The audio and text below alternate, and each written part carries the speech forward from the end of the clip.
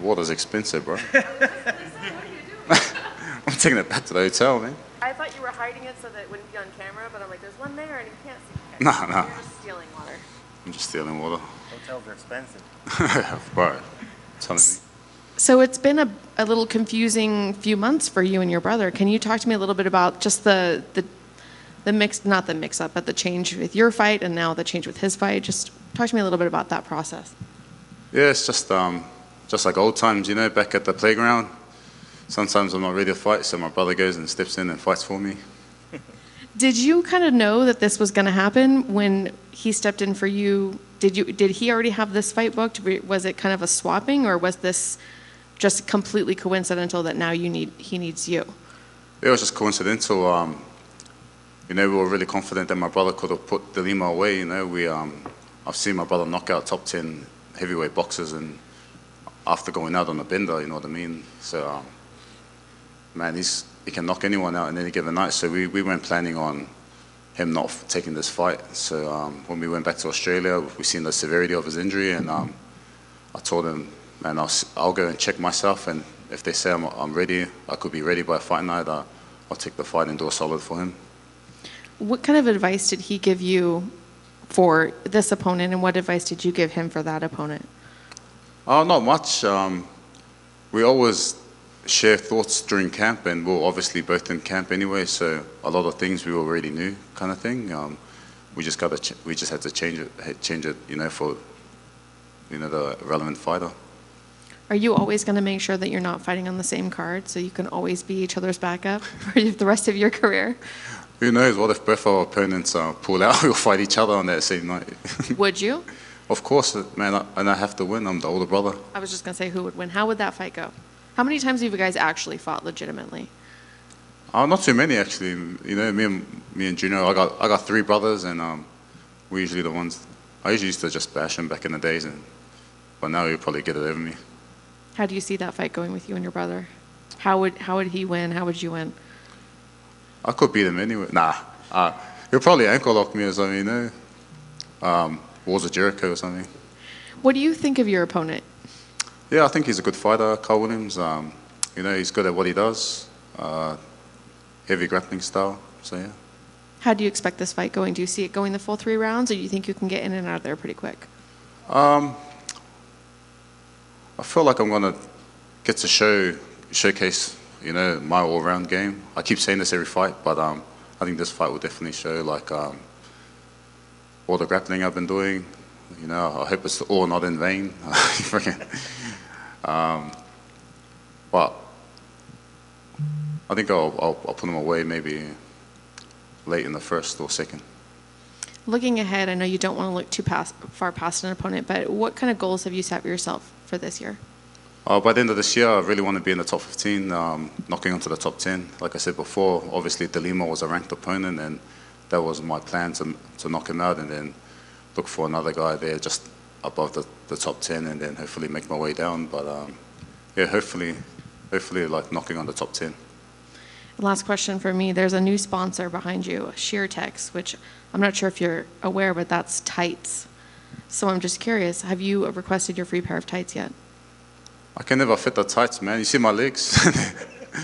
These are tree trunks, man. Unless they got someone's that fit me, I will. But I'm all for the freebies. Thank you. Thank you. Justin, what the hell happened at UFC 298? Pardon?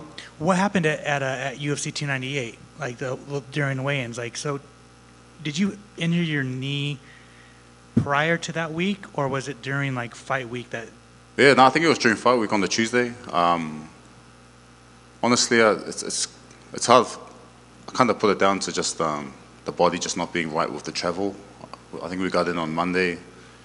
Man, if we fly like 15 hours, then another 2 hours or something, when you're my body sitting in the middle seat, you know what I mean?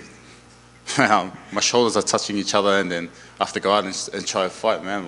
My body just wasn't right, and we learned from that, you know, like really got to make sure all the muscles and everything have all been stretched out rather than just sitting in the seat. You know, I can barely fit in the plane toilets, bro, so.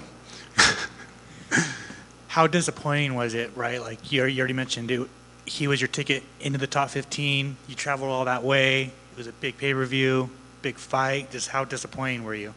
Yeah, very disappointed. You know what I mean?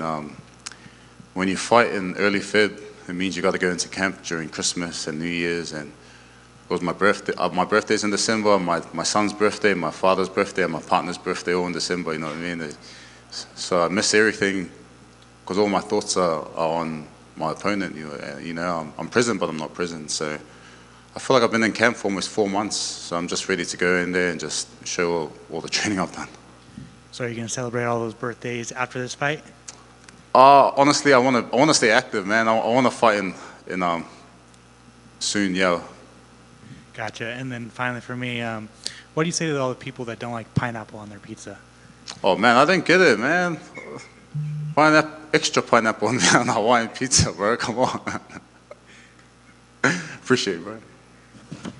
How's a big guy like you not win the battle of the middle seats, getting the armrests? Man, I had 2 old ladies next to me, and I'm just like, damn, man. Anyone else, I would just freaking. But they're like, oh, hey, young man. I'm like, oh, you got me already. Here, I have my Tim Tams that they gave me. You can have the. Oh, That's got to be rough. You're too polite. man, it's the elderly people, you know. Yeah. Got to show respect. When you spoke about the travel and coming over here, granted, it's not the T-Mobile. There's not going to be a lot of fans, but you travel a long distance to come to the Apex. Is it still special coming over here, flying over to Vegas and fighting in the Apex here?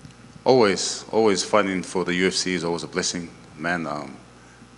It's the pinnacle of sport. Whether there's 50,000 people or no one, you know, it's still fighting the best guys in the world and showcasing all that I have to offer. And you've always been a crowd favorite. Is there always like a big gathering back home of people watching your fights? Yeah, man. Both my parents are like 1 or 13 plus, you know, so I got heaps of cousins that always sit there and watch early hours of the morning or whatever time that on a Sunday in Australia and New Zealand and Samoa, and I always feel that support. Love it. Last for me, your keys to the victory. What needs to happen to make sure that you get your arm raised on Saturday?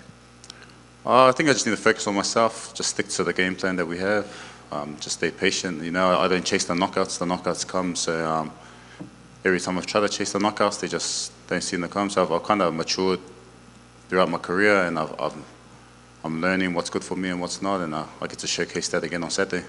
And I forgot, when you said that you've been working on your game plan, and you said that you want to showcase your grappling, I mean, there's nothing that people enjoy more than 2 heavyweights grappling, you know? So is that really something? I mean, do you feel like you want to showcase more? Do you feel like as a heavyweight you don't get You got me, bro. You got me. I was just talking shit. Nah. I don't want to showcase too much grappling where it's just one of those hugging for 15 minutes, but I want to showcase that I can negate the wrestling if I need to, and I can use offensive wrestling if I need to, or grappling if I need to. But ultimately, my plan is not just to go in there and lay and pray. Awesome. Can't wait to see it. Good luck on Saturday. Thank you, bro. Cheers.